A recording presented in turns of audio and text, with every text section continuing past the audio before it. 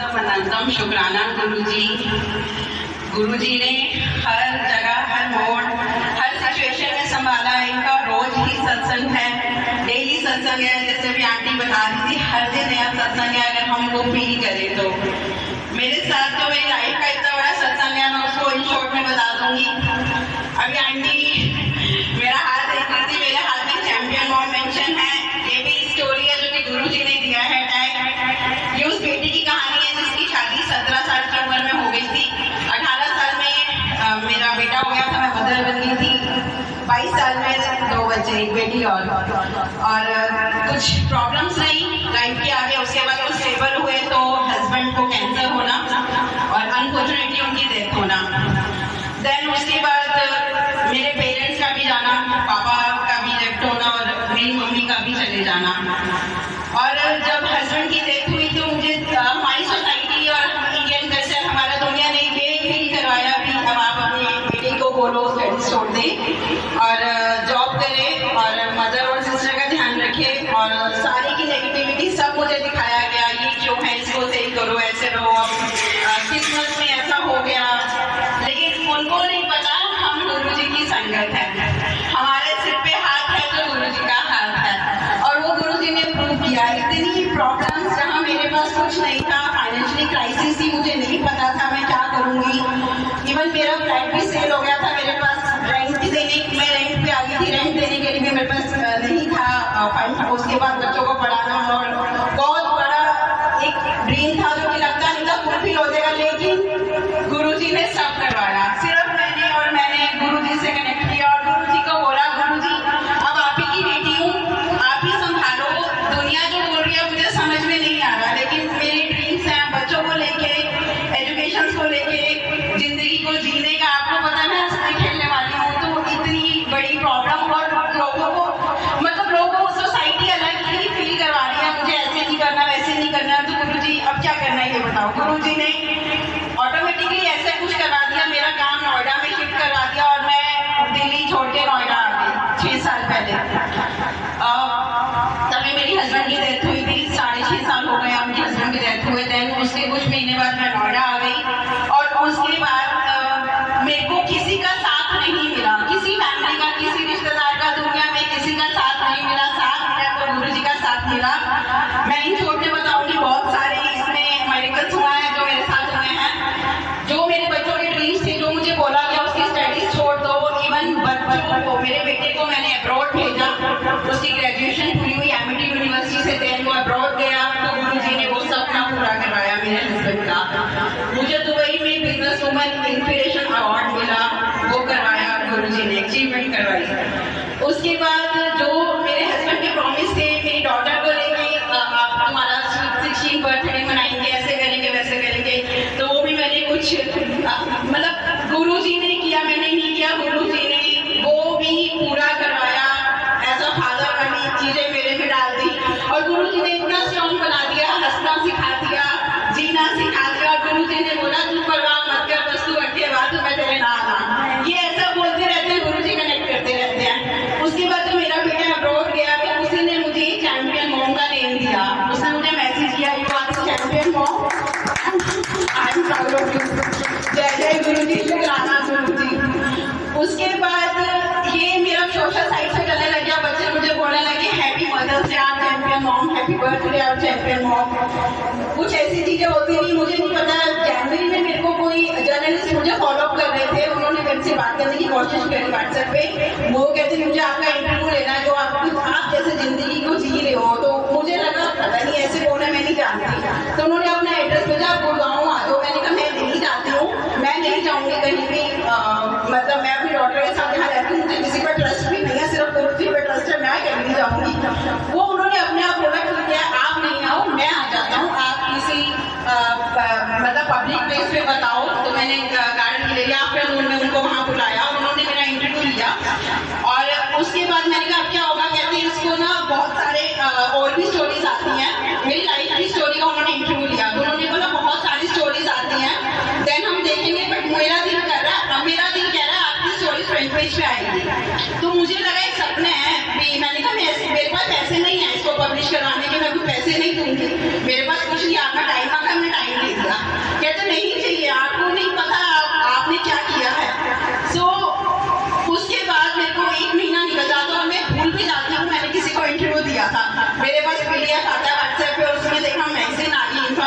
English magazine, और उसके second से थर्ड पेज पे उससे पहले उन्होंने मेरी पिक्चर मांगी, अब अपनी पिक्चर शेयर कर दो।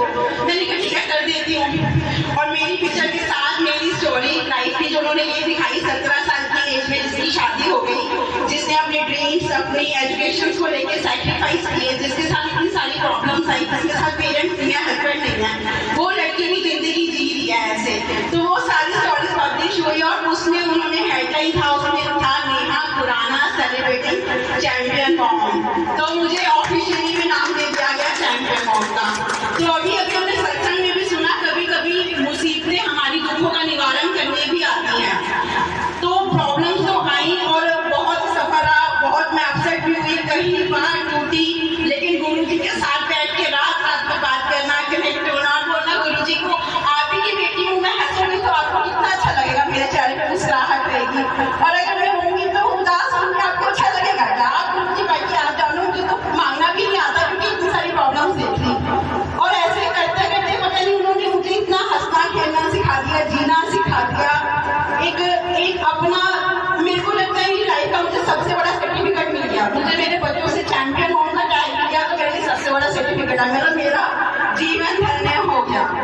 और उसके बाद अभी एक और बहुत बड़ा मेरे साथ चमत्कार हुआ, मैं शॉर्टकट में बताऊंगी। मेरा एक फ्लैट था जो कि मेरे हस्बैंड और मैंने बहुत पहले लिया हुआ था। 2017 में मेरे हस्बैंड ने 2 BHK से 3 BHK में कन्वर्ट कर लिया था, लेकिन उनको कैंसर था, मेरा मन नहीं मान रहा था, उन्होंने खुद से कर दिया। और उसके कुछ दिन बाद पता लगा उनका कैंसर उनके ब्रेन में आ गया, और डॉक्टर ने बोला कुछ टाइम नहीं आपके पास। और वो भूल चुके थे कि हमने ऐसा भी किया, प्रेजेंट भूल चुके थे, पैरालाइसिस और सब चीजें, न्यूरो सर्जरी भी कराई मैंने फोर्टिस हॉस्पिटल में, सब चला।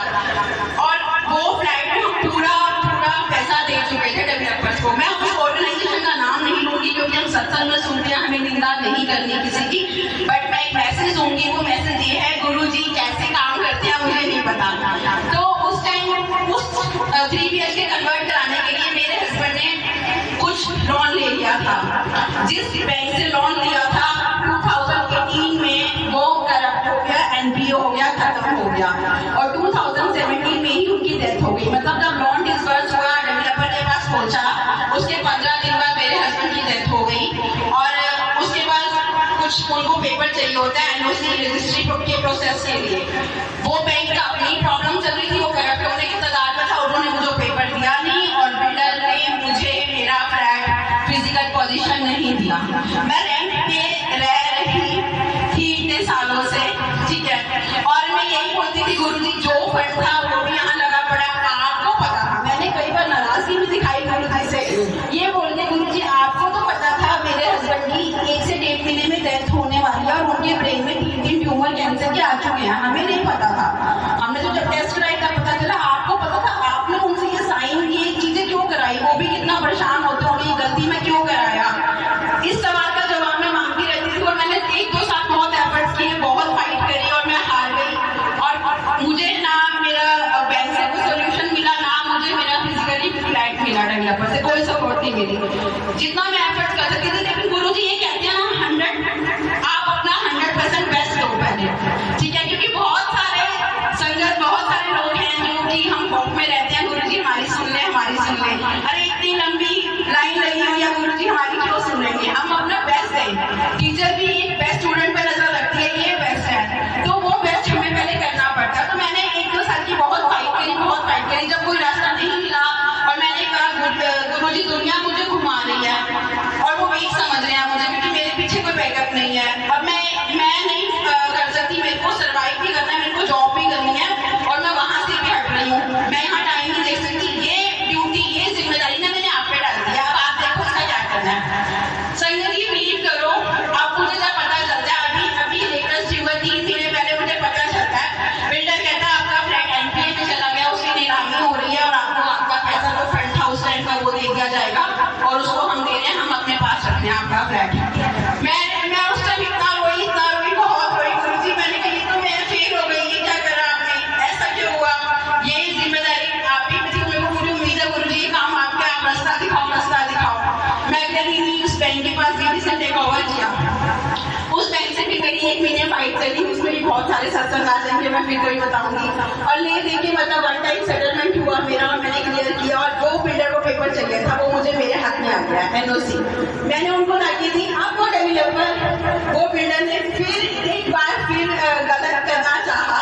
उन्होंने मेरे से होल्डिंग चार्जेस के नाम पे, मेंटेनेंस चार्जेस के नाम पे और 15 लाख की डिमांड करी और ज्यादा भी तो, क्योंकि उन्हें पता था ये नहीं है कहाँ से करेगी। तो फिर से एक बार वीकनेस का फायदा उठाना चाहा। लेकिन इस बार गुरुजी मेरे साथ थे, क्योंकि जब मैं बैंक में भी करने गई तो मेरी बेटी कहती थी आप अकेले जा रहे हो, आप कैसे बात करोगे, जोनल हेड है, नेशनल हेड है। मैं हमेशा अपने डॉक्टर को ये बोलती थी मैं गुरुजी को साथ लेके जा रही हूँ। पर मैं ऐसी जगह पे जब गई हूँ मैंने यही बोला गुरुजी मेरे साथ चलो, मेरे पेरेंट्स आप भी हो, मेरे पेरेंट्स बन के आप चलो, मैं बोलूंगी लेकिन आपने भी बोलना, वहाँ पे करना आपने है। हो सकता है गुरुजी मुझे शब्द देते थे, जो इतनी एनर्जी देते थे तो फाइट कर, मैं हूँ ना।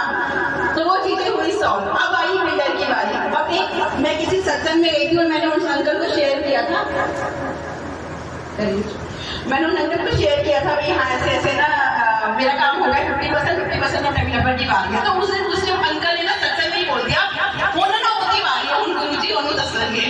और वही हुआ जब गुरु उन्होंने मेरे से डिमांड करी डेवलपर ने, और मेरे पास कुछ पेपर्स आए, पेपर्स में कुछ ऐसा पेपर आया जो कि सवाल मैं करा डेवलपर से और मेरा सवाल जवाब देने वाले वो उनकी स्पीचलेस फॉलो, मतलब कुछ ऐसा पेपर था जो मेरे पास नहीं था लेकिन वो बैंक में था।